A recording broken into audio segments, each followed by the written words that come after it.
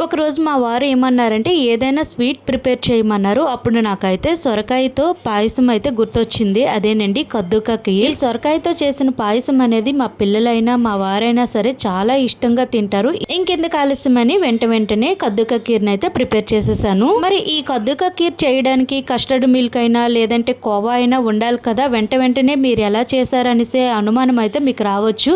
నేను అవేమీ లేకుండా ఇంట్లో ఉండే వాటితో మాత్రమే ఈ కద్దుకా ఖీర్ని అయితే ప్రిపేర్ చేశాను. చాలా టేస్ట్గా వస్తుంది. చాలా ఈజీగా కూడా ప్రిపేర్ చేసుకోవచ్చు. ఇంకా ఆలస్యం చేయకుండా ఈ కద్దుకా ఖీర్ పాయసాన్ని ఎలా ప్రిపేర్ చేయాలో ఇప్పుడు మనం వీడియో అయితే స్టార్ట్ చేసాం. ముందుగా నేను ఇక్కడైతే ఒక పెద్ద లేత సొరకాయని అయితే తీసుకున్నాను. మనకి ఎప్పుడైనా సరే ఈ కద్దుకా ఖీర్కి ఏంటంటే లేత సొరకాయ మాత్రమే ఉండాలి. ఇది చూడడానికి పెద్దగా ఉంది కానీ మనం ఇది తురిమేసరికి చాలా తక్కువ తురుము వస్తుంది. ఇప్పుడు ఏం చేయాలంటే దీన్ని చిన్న ముక్కలుగా కట్ చేసుకుని దీనిపైన ఉన్న పొట్టిని మొత్తం తీసేయాలి. ఇలానే మిగిలిన ముక్కలన్నిటిపైన కూడా పొట్టినంతటిని కూడా తీసేసి ఇలా వాటర్లో అయితే నీట్గా వాష్ చేసుకోవాలి. ఇలా వాష్ చేసుకున్న తర్వాత ఇలా పైన ఉన్న పార్ట్ను మాత్రమే తురుముకోవాలి. ఈ వైట్గా ఉన్న పార్ట్ అంతటిని కూడా వదిలేయాలి. ఇప్పుడు మనం ఈ గ్రీన్గా ఉన్న పార్ట్ అంతటిని కూడా తురిమేసుకోవాలి. ఇప్పుడు మనం తురుముతున్న కొద్దీ చుట్టూ కూడా తురిమేసరికి వైట్ పార్ట్ వచ్చేసరికి ఆపేవాలి. ఎందుకంటే అందులో కొన్ని మనకి గింజలు కనిపిస్తాయి కదా. అప్పుడు మనం తురుమునా సరే ఆ తురుము అనేది ఇందులోకి పడదు.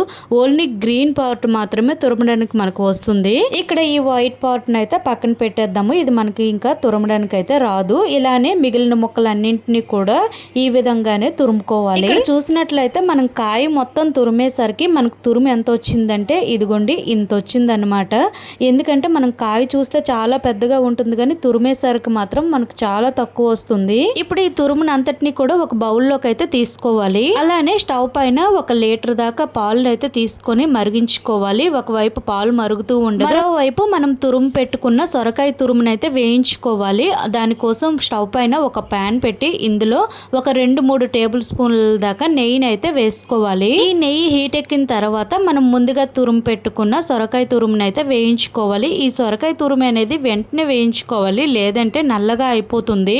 అలానే ఈ తురుములో ఉండే వాటర్ మొత్తం పోయినంత వరకు కూడా వేయించుకోవాలి. అలా అయితేనే ఇది మనకి పచ్చి వాసన పోయి ఈ పాయసం అనేది చాలా టేస్ట్ గా వస్తుంది. ఒకవైపు ఇది ఇలా వేగుతూ ఉండగా మరోవైపు అయితే పాలను కలుపుతూ ఉండాలి. ఎందుకంటే మేగడ కడుతుంది కదా, ఆ మేగడ అనేది మొత్తం కలిసిపోయి పాలు అనేవి మనకి తిక్కుగా అయ్యేటట్లు చూసుకోవాలి. ఇక్కడ చూసినట్లయితే మనకి ఈ తురుములో ఉండే వాటర్ మొత్తం పోయింది కదా. ఇప్పుడు ఏం చేయాలంటే ఈ తురుముని తీసుకువెళ్ళి ఇక్కడ మనకి మరుగుతున్న పాలు ఉన్నాయి కదా, ఈ పాలల్లో అయితే ఈ తురుముని వేసుకొని కొద్దిసేపు అయితే ఉడకనివ్వాలి. కొద్దిసేపటి తర్వాత చూసినట్లయితే ఇక్కడ మనకి పొంగులా వస్తుంది కదా, ఆ టైంలో ఏం చేయాలంటే మనం కలుపుతూ ఉండాలి.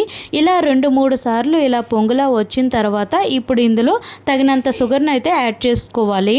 ఇలా షుగర్ వేసిన తర్వాత మరొకసారి కలుపుకొని ఇంకొకసారి అయితే పొంగునైతే రానివ్వాలి. ఇక్కడ మనకి పొంగులా వచ్చింది కదా. ఇప్పుడు ఏం చేయాలంటే థిక్నెస్ కోసం నేను ఇక్కడ అయితే బాదం పౌడర్ని అయితే వేసుకుంటున్నాను.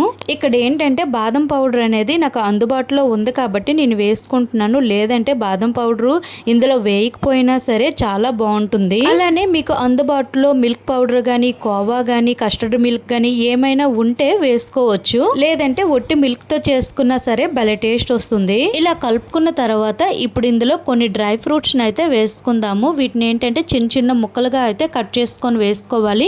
మనం ఎన్ని ఎక్కువ డ్రై ఫ్రూట్స్ వేసుకుంటే మనకి ఈ పాయసం అనేది అంత టేస్ట్ గా వస్తుంది. చివరిగా ఇందులో ఫ్లేవర్ కోసం అయితే 4-5 ఇలాచీలను అయితే దంచి వేసుకోవాలి. ఇప్పుడు మరొకసారి కలుపుకొని ఏం చేయాలంటే ఒక్కసారి టేస్ట్ చూసి ఏమైనా మనకి షుగర్ సరిపోకపోతే ఆ స్వీట్ కి తగ్గట్టు షుగర్ని అయితే ఇందులో వేసుకోవాలి. ఇంతేనండి, ఎంతో టేస్టీ ఈజీగా ప్రిపేర్ చేసుకునే కద్దుకా ఖీర్ పాయసం అయితే రెడీ అయిపోయింది. ఈ పాయసాన్ని మనం వేడివేడిగా అయినా తినొచ్చు, లేదంటే చల్లగా అయిన తర్వాత ఒక 1 అవర్ 2 అవర్స్ పాటు ఫ్రిడ్జ్ లో పెట్టైనా తినొచ్చు. నాకు తెలిసి కూల్ గా తింటేనే చాలా టేస్ట్ గా ఉంటుంది. మరి చిన్న పిల్లల నుంచి పెద్దవాళ్ళ వరకు కూడా ఇష్టంగా తినే ఈ కద్దుకా ఖీర్ పాయసాన్ని మీరు కూడా ఒకసారి ఇంట్లో ట్రై చేసి చూడండి. మీ ఇంట్లో వాళ్ళైతే ఖచ్చితంగా చాలా ఇష్టంగా తినేస్తారు.